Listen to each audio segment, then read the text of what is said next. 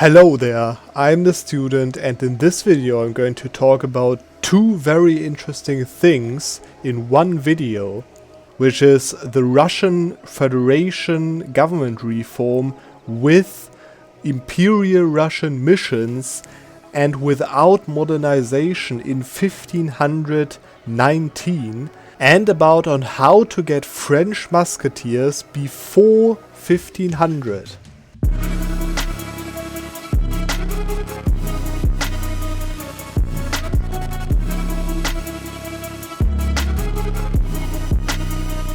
And I'm going to start that video with Gotland over here and Russia for that matter. I've of course started as Gotland, completed their mission tree over here as you can see, but I can of course now form Russia as I am the Muscovite primary culture. Now you see, late game Russia is OP since the last Domination DLC.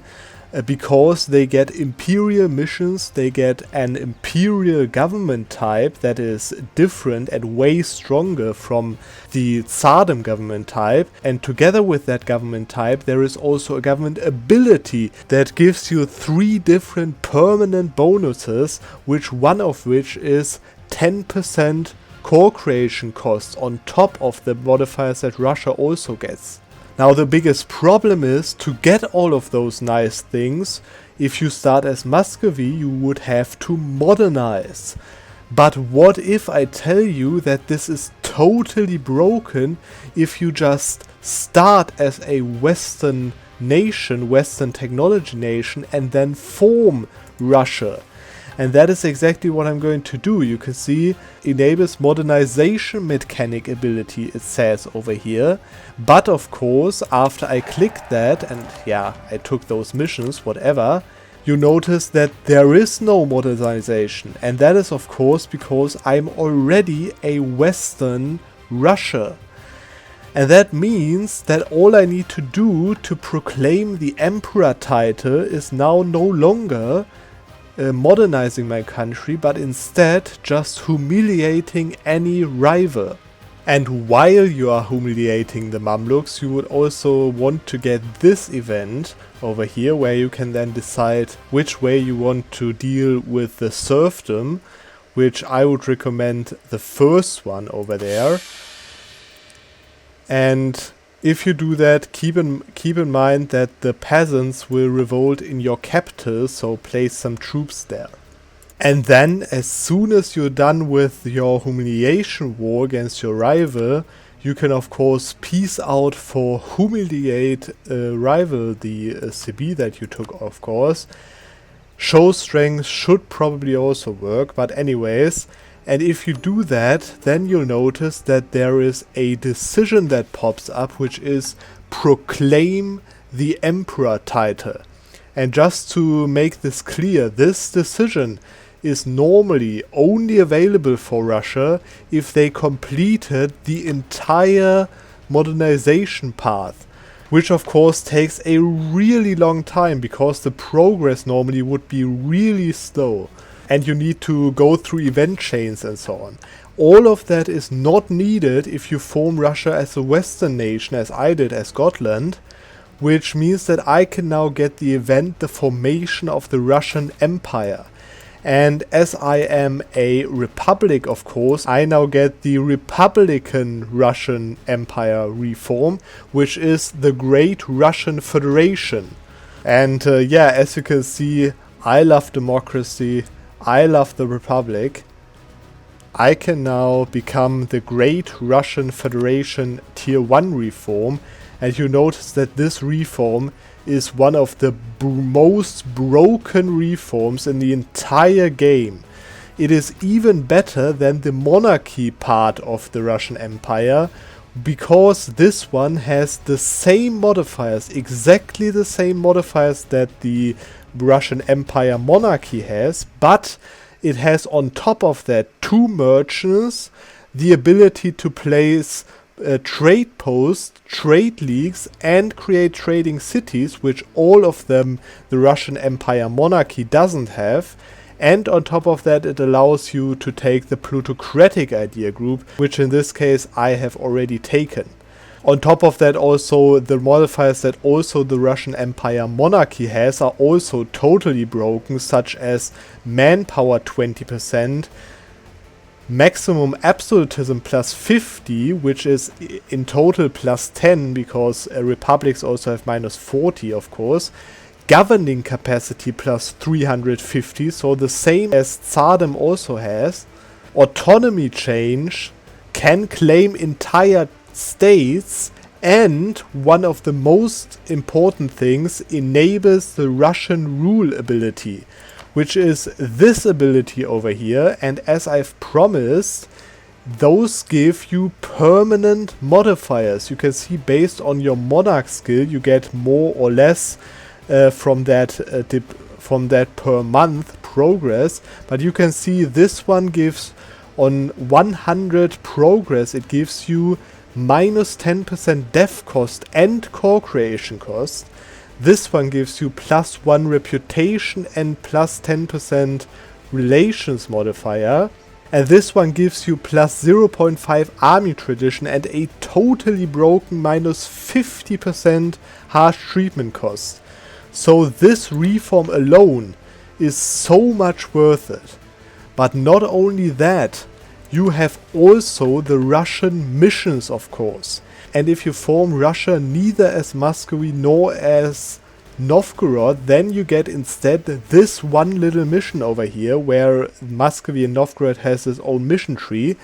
But this one mission alone is so worth it, because you can see I get 25 power projection, and for 50 years I get minus 2 national unrest, minus 25 step cost, plus 10% goods produced modifier, and plus 25% reform progress growth.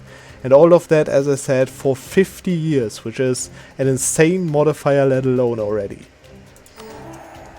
But on top of that also comes the generic Russian missions that every Russia has, such as this one, where you can decide permanent claims or co-creation cost minus 15% and a diplomat until the end of the game, as well as allows claims bordering claims until the end of the game, which is of course way better. But it comes even better than that, because upon the formation of Russia, you get permanent claims on the Russia region and on the Pontic Steppe, Ural, Central Asia regions, some provinces, as you can see. Those are all permanent claims, as you can see. And now if I click this mission, which gives me only normal claims basically, you notice that my permanent claims don't go away. So I have still permanent claims on all of that stuff, with those insane modifiers, of course. But the best mission tree is, of course, this mission tree down here, which leads to the great Russian imperial ambitions. And I'm going to click them right now. You notice that I'm going to have everything fulfilled or able to fulfill without unpausing right now, which means that I'm going to get right there in a second.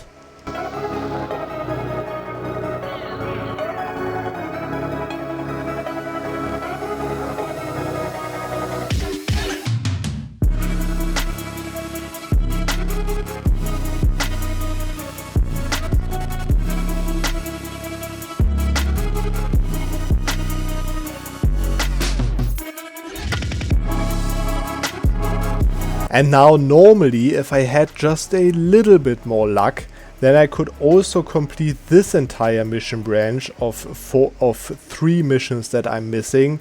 But I need to wait for the event that it says down there on the mission requirement. So I'm just going to reload the game, because sometimes it's a little bug. The mean time of happening is only 50 months normally. So I should have gotten it already normally. But anyways, we're going to see when I got it. And there goes finally the event. It seems that refreshing the game helps a lot, actually. As you can see, it just took me a few months. Yeah, you can see I unlock the office over there that I'm also enacting immediately. which now gives me the ability to complete this mission tree. And if you want the other reward, you could just, of course, switch to that reform.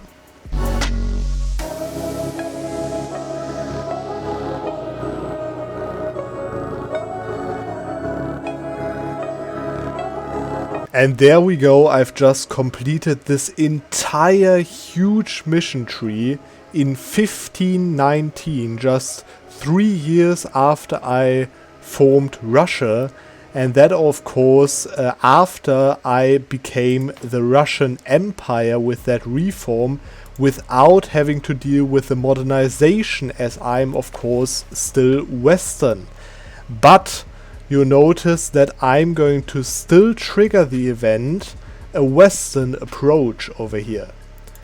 This mission is of course heavily related to the Westernization, because normally you would become Western Tech Group, but as I am Western Tech Group already, I'm going to just get the Cossacks estate as a Western Tech country, which is extremely rare in this game, as well as of course some monarch points from prestige.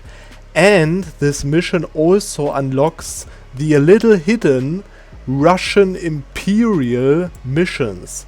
As you can see, in 1519 I am the Great Russian Federation with the Russian Imperial Missions, which only one of them is another 5% discipline over here in this event. But I think I made it very clear right now that this strategy of forming Russia as a Western nation is very overpowered and a little bit broken in my opinion.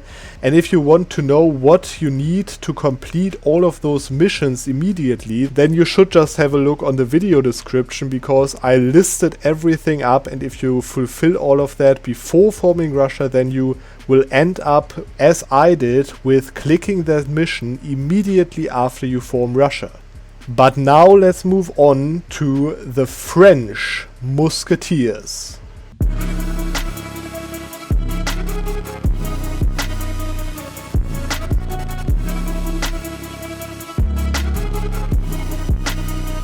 Now you see, the French Musketeers are of course intended to be used in the age of absolutism, because that is also where France has its age ability, French Musketeers, and of course the Musketeers are shooting with guns, other than the people in the 15th century, which are still stabbing with pikes, as you can see right here. But nonetheless, if you fulfill the requirements of the missions, which is integrate your subjects, basically centralizing your realm over here, as you can see with 50% crownland, which takes a little bit longer to get, then you have access to the mission Royal Musketeers, which of course gives you the Musketeers.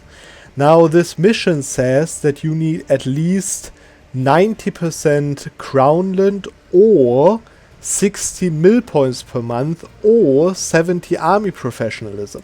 Now you see, I am not even close to having 70 army professionalism, but I have 16 points monthly, and that is not even hard. As you can see, you just need a level 4 ruler in mil, and then focus and get a level 5 advisor, together with of course the points from the power projection and from the estate.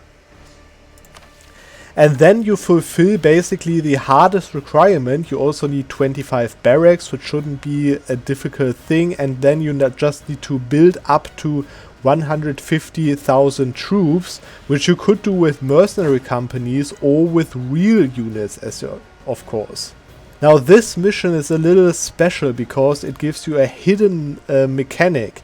It grants you access to the Musketeers of the Guard government reform. So if I just click that right now, you notice, yeah, it's not that special. Just take that government reform, you have that, right? Not exactly, because this government reform is locked behind Age of Absolutism. As I said, that is where you are intended to have Musketeers. But this mission gives you another reward. It also gives you the modifier French Musketeers. And the modifier French Musketeers, you can see it right here, gives you the ability to recruit musketeers as well as it gives you 15% force limit.